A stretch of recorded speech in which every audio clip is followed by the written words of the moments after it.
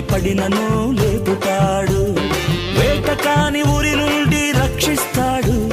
1000 మంది పడినను లేపుతాడు, ఎన్ని దినములైన నన్ను పోషిస్తాడు, ఎన్ని దినములైన నన్ను పోషిస్తాడు.